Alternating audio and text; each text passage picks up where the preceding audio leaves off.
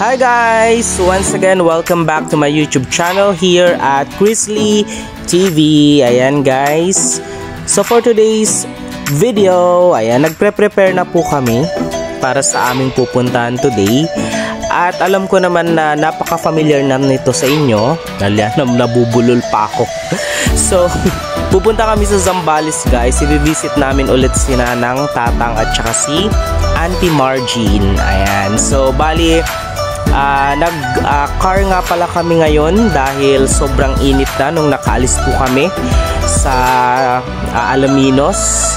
Ayan po, tirik na tirik po ang araw, but then masayang masaya kami guys kasi makakapasyal ulit kami dito sa Zambales. Ayan, so while driving guys, enjoy muna ang view, and later, ayan, marami tayong pag-uusapan about sa video na ito. Okay guys, so please enjoy watching this video.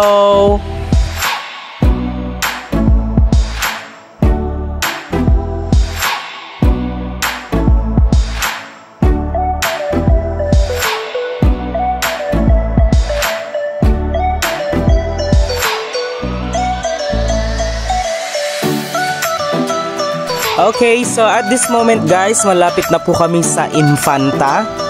So, alam nyo po ba guys, na ang pinakadulo po na bayan dito sa Pangasinan ay Infanta po. Dito po sa may part po yan ng Western. So, after po ng Infanta, ang susunod na po dyan ay Santa Cruz, Zambales na po. Ayan. So, actually, sa lugar na to, sa may part ng Dasul, ayan, napakarami po ng paggawaan po talaga ng asin. Ayan. So, isa sila sa mga nagpo-produce ng napakaraming asin natin dito sa Pangasinan. At dito naman guys, mga around 12:30 na to. At naisipan naming mag-lunch at the same time parang merienda na rin, sabay-sabay na, ayan. So, bali, dito nga pala kami kumain sa Yums. Sa may Santa Cruz po ito, pero hindi pa po sa bayan, along the highway po. Ayan po. So, bali, dito kami kumain guys dahil gawa ng medyo napagod na rin sa biyahe. Ayan guys. And then here, pinagpatuloy na namin yung ating pag-travel at talaga namang napaka-tagal po ng biyahe. Sa oras na to, nasa Santa Cruz pa lang kami at talagang napakarami din ng mga magagandang views. Ayan, dito po sa way ng Zambales. Mag-enjoy ka sa mga beaches, sa mga trees, and then talagang marerelax ka kasi talagang ako mahilig ako sa travel at yun yung way ng de-stressing natin kapag napapagod tayo sa work. Marami tayong way kung paano mag-relax, pero sa akin, this is the best way to relax para matanggal lahat ng stress is yung makapag-travel tayo. Ayan. So, at this moment guys, nandito na tayo sa Iba, Zambales. Ayan. So, isa sa mga pinupuntahan po ng tao dito sa Zambales ay itong part po ng Iba dahil talagang napakarami din ng pwedeng pasyalan dito at pwede pong ma-enjoy. And of course, alam nyo ba guys na dito lang naman sa Zambales nakabili ng hectares, napakaraming hektarya po, si Miss Bea Alonzo. Ayan, so alam ko kilalang kilala nyo siya. So malapit po siya sa bahay namin dito sa Zambales kasi kami sa may San Antonio kami. So yung nabili niya po is banda doon lang ng konti. And also, kung familiar kayo kay Lars Pacheco, ayan, Miss International Queen, ayan. So, dito rin po siya nakabili ng kanyang rest house. And at the same time, dito po sa Zambales ay napakarami pong parang New Zealand vibes na lugar. So, kung mapapansin nyo po yung mga nagpo-post po sa social media, talagang binibigay nila yung napakagagandang capture po ng land formation ng mga mountain ranges dito po sa Zambales dahil totoo po na napakaganda ng Zambales. Yun lang, hindi siya masyadong napapansin. But then, talagang masasabi kong proud ako sa place na ito dahil sobrang ganda ng kanilang mga beaches din. at yung kanilang mga planes at talaga namang para siyang Netherlands, parang Switzerland style. Ayan. So one of our goals din ay soon sana makapag tour tayo dito sa Zambales. Usually kasi ang ginagawa namin ay binivisit lang talaga namin sila nanang, tatang at si auntie. So after that bonding moment, umuwi na rin kami.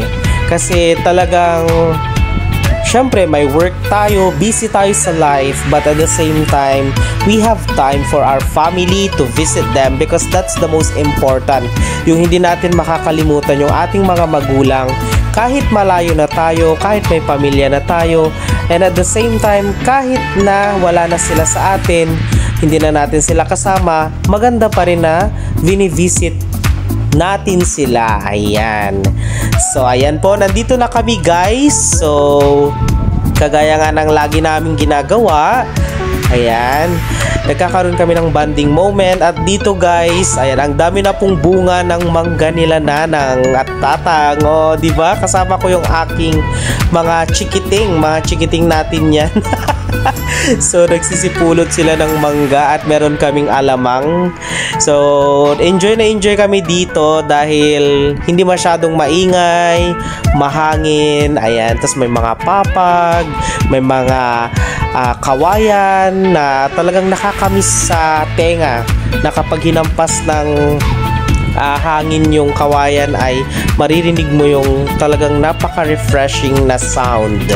Ayan, guys.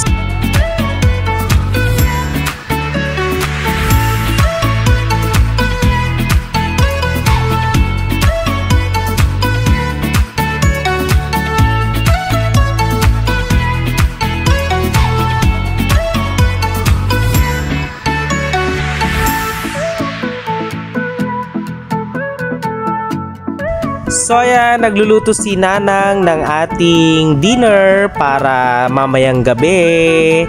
So bali mga alas 4 na ito ng hapon. At kung mapapansin nyo, guys, meron na pong bakod yung ating bahay. So bali request yan ni mama na bakuran po yung bahay para po hindi po makapasok yung mga tao, kung sino-sino man po yung mga loko-loko na na pwedeng may balak na masama. So ayan, buti na lang at may bakod na. At maganda rin, maraming aso si tatang. Ayan, guys, so bali 3 yung aso niya. Ayan, so ito pala yung mga tanim ni tatang na mga halaman, guys. So bali ngayon ay planting season na po ng kamote at ng anong tawag dito, singkamas. Ayan po. So lahat ng yan ay tanim po ni tatang. Bali yung harvest month po niyan ay mga around March po. So babalik kami ng March sa Zambales. Pinaplano namin yan para ma-experience ulit namin yung buhay na talagang napakasarap sa feeling mag-harvest. Dahil ako talaga mahilig din akong magtanim.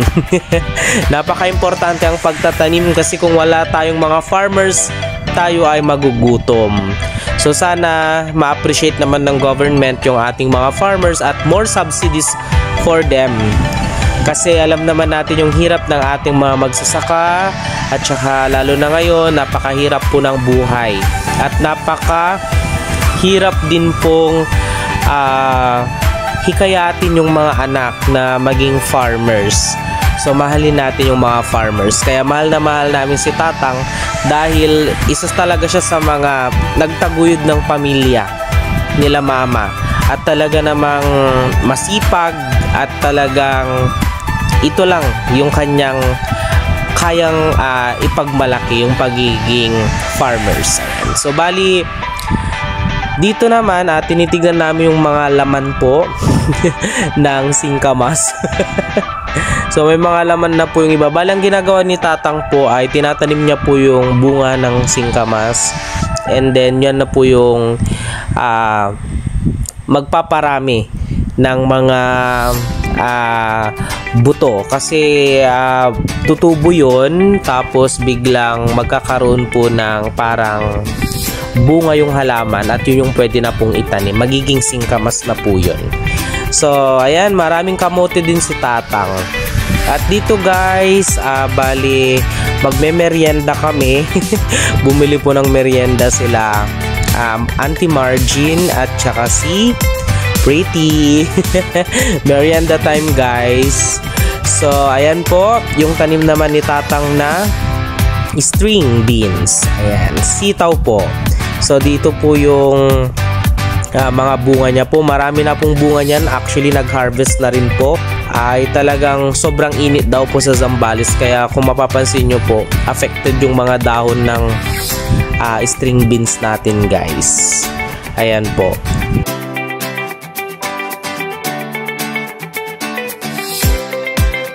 At saka ito naman pala, kinakain po to dito sa amin sa Zambales.